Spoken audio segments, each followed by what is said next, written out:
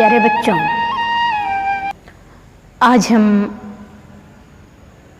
तुलसीदास द्वारा यानी गोस्वामी तुलसीदास द्वारा रचित भारत महिमा नामक कविता को पढ़ेंगे।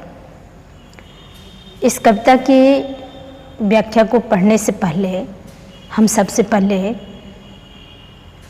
गोस्वामी तुलसीदास के बारे में जानेंगे, उनकी साहित्यिक विशेषता के बारे में जानेंगे और इस भरत महिमा काव्य के कुछ महत्वपूर्ण तथ्यों को जानेंगे।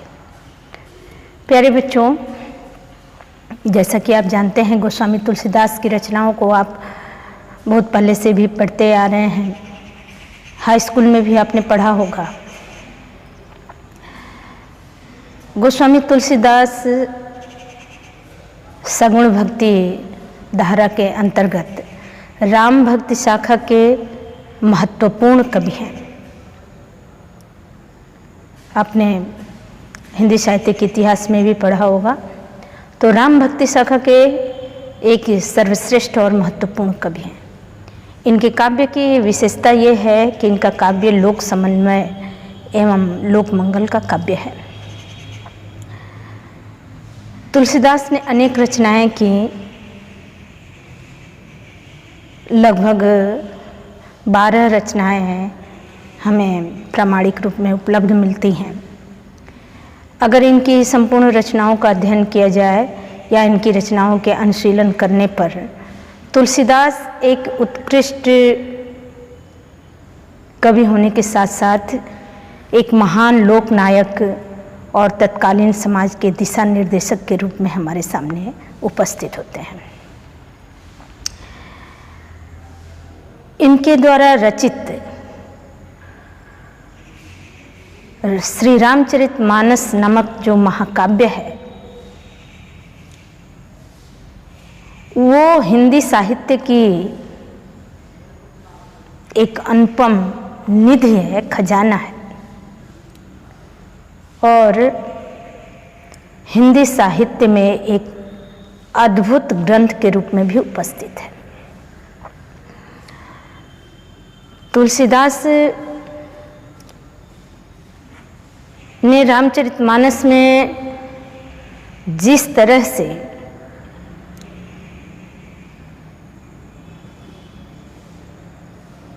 समाज का एक बेहतर रूप दर्शाया है, तो उस दृष्टि से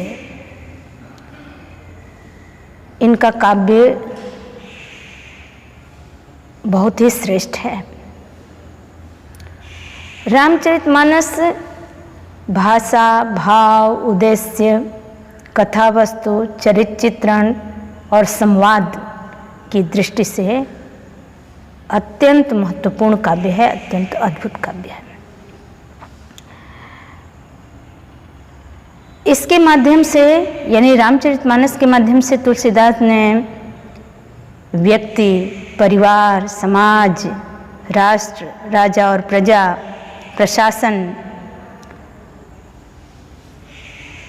इसके अतिरिक्त मित्रता, दाम्पत्य और भाइयों के बीच कैसा प्रेम होना चाहिए आदि का जो आदर्श प्रस्तुत किया है, यानी भ्रातृत्व का जो आदर्श प्रस्तुत किया है, वह संपूर्ण विश्व के मानव समाज के लिए एक पथ प्रदर्शक के रूप में दिखाई देता है।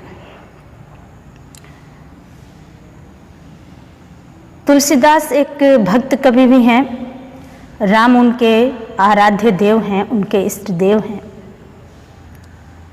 वो राम के चरणों में पूरी तरह से समर्पित हैं, इसलिए उनकी भक्ति भाव जो है, दास्य भाव की भक्ति भावना है।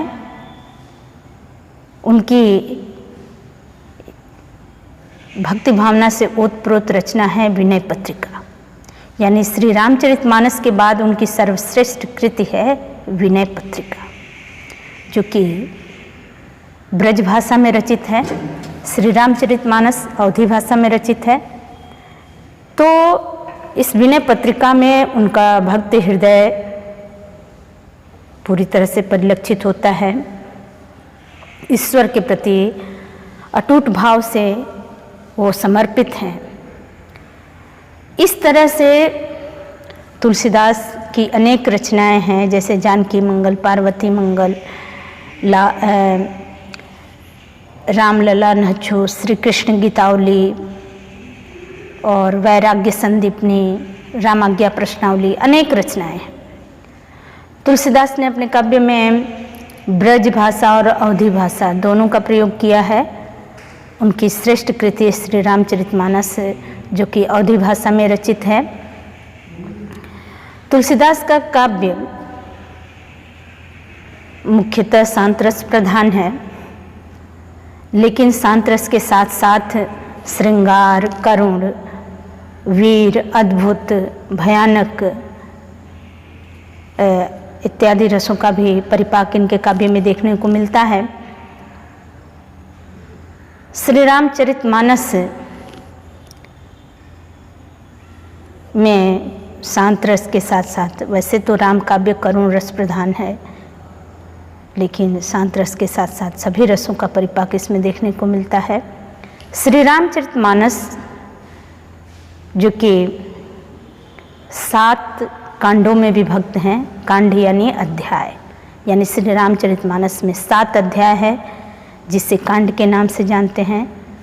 प्रथम कांड है बाल कांड, फिर बाल कांड के बाद से है अयोध्या कांड, अयोध्या कांड के बाद तीसरा कांड है अरण्य कांड, फिर किष्किंधा कांड, फिर सुंदर कांड, लंका कांड और उत्तर कांड। अब हम इस कविता के बारे में जान लेते हैं कि यह जो कविता भारत महिमा नामक शीर्षक से आपके सिलेबस में है, ये श्री रामचरितमानस के द्वितीय कांड अर्थात अयोध्या कांड से लिया गया है।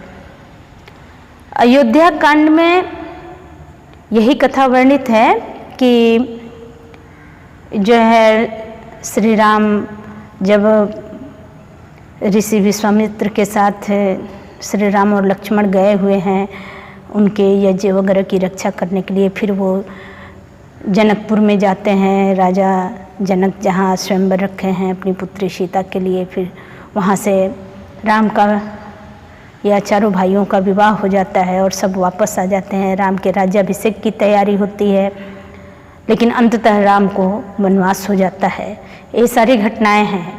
और ये भी घटना है कि जब भरत आते हैं, सारी बातों से अवगत होते हैं कि राम को वनवास हो गया है, उनके पिता का निधन हो गया है, तो भरत दुखी होते हैं। और उसके बाद जो है पिता के अंतिम संस्कार के बाद वो अपने प्रियजनों के साथ वो ये प्रण करते हैं या ये कहते हैं कि नहीं, इस पर राज्य पर मेरा अधिकार नहीं है, मेरे बड़े भाई का अधिकार है। इसलिए वो राम को मनाने के लिए चित्रकूट जाते हैं।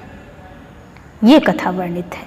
और चित्रकूट जब जाते हैं राम को मनाने के लिए, तो वहाँ पर राम और भरत से मुलाकात होती है। सभी लोग गए हुए हैं, अयोध्या की समस्त प्रजा गई है। बहुत अन्य विनय के बाद भी राम अयोध्या आने से मना कर देते हैं। अंत में भरत जो है उनकी चरण पादुका लेकर के वापस चले आते हैं। ये है अयोध्या कांड की कथा।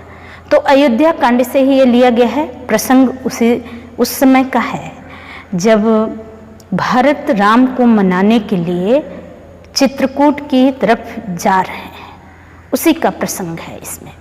इसको हम ध्यान से देखेंगे। रस की दृष्टि से इसमें शांत रस है। तुलसीदास ने रामचरितमानस में अनेक छंदों का प्रयोग किया है, जैसे मुख्य रूप से दोहा और चौपाई छंद, कहीं कहीं पे सोरठा छंद भी है, बरवय छंद भी है और छप्पय छंद भी है। तो ये जो हम पढ़ेंगे इसमें दोहा और चौपाई छंद है। देखें आप, भाषा इसकी अवधी भाषा है, यानी रामचरितमानस की भाषा अवधी भाषा है। दोहा और चौपाई छंद में ये रचित है।